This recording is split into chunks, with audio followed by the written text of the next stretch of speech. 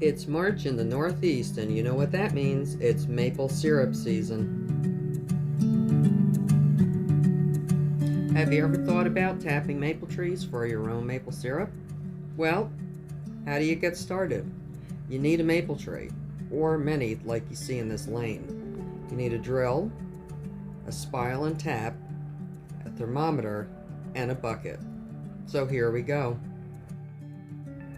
A few things to think about when you found your maple tree. Check the tree itself and the fallen leaves for any disease or insect problems. Also, you might want to check for any open wounds, which might allow for bacterial growth inside the tree. And don't tap any tree with any of these problems or others that you might find, because if you do, it could harm the tree further and ultimately kill it. The sap will almost likely be lesser quality and quantity. Have you found your tree? Well, if you have, it's time to drill your holes. Choose where you're going to drill the hole in the tree, usually placed on the opposite sides of the tree, and the spiles should be at least 10 inches apart. Drill holes should be approximately 5/16 of an inch to 7/16 of an inch to a depth of 1.5 inch to 2.5 inches, and at a slight angle upwards into the tree trunk to improve the flow of the sap as it flows downward into your storage bucket. One thing to keep in mind is make sure that your drill bit is cleaned before and after use to prevent bacterial contamination. Now, once the tap hole is drilled, place the spile into the hole and tap it in with a hammer or a mallet. Make sure that your spile is clean before you use it. Cleaning it will help the sap travel a lot more easily from the tree and into your storage bucket. And again, it protects the tree from possible weather and bacterial damage. Once you have all of this in place, you can just leave the bucket hanging right off the spile, or if you prefer, you can use plastic tubing, as you see here.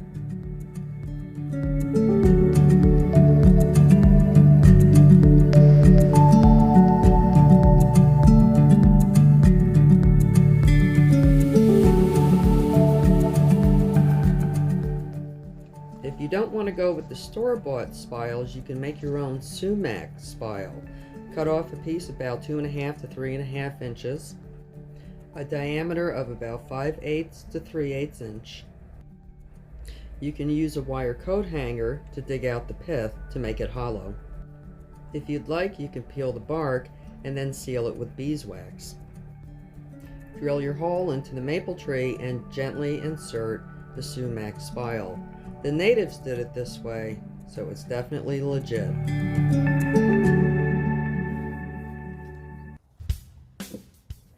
Merriam-Webster's dictionary defines a sugar house as a building where sugar is made or refined, specifically one where maple sap is boiled and maple syrup and maple sugar are made. Sugar shack, sap house, sugar shanty, or sugar cabin, call it whatever you like, it's where delicious things come from. A maple tree's sap is 90% water and 2% sugar, and it's that 2% that makes the delicious syrup.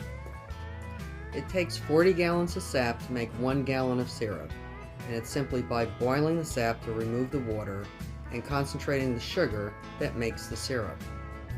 Maple syrup is very healthy, and it's high in antioxidants.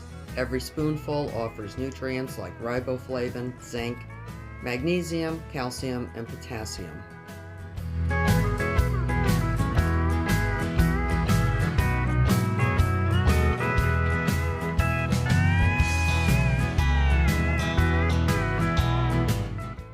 Let's take a closer look inside the sugar shack and see what kind of equipment it takes. Oh, stop.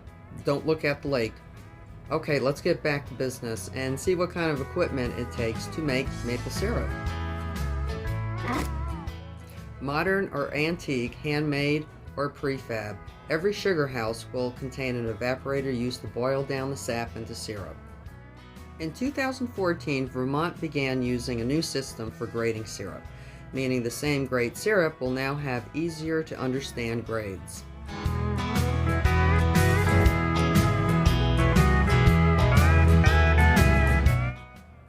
The evaporator pan is divided into these partitions so that the sap is continuously flowing through the pan.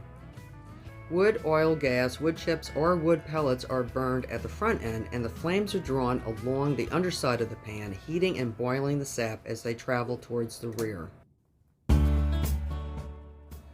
It usually takes about 1 quart of wood or 60 gallons of oil to boil down 800 gallons of sap into maple syrup.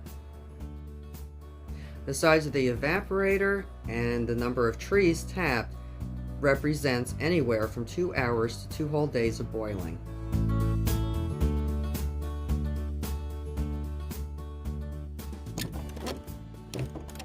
Now I'm going to go check out that pond, but I'm not taking you with me. So now in February and March, you can start thinking about sugar bush, either it be with a galvanized steel bucket like this, the modern plastic bucket and tubing, or the very intriguing indigenous way, if you're on a budget. Have a lot of fun, and go tap those trees and enjoy your product. You deserve it.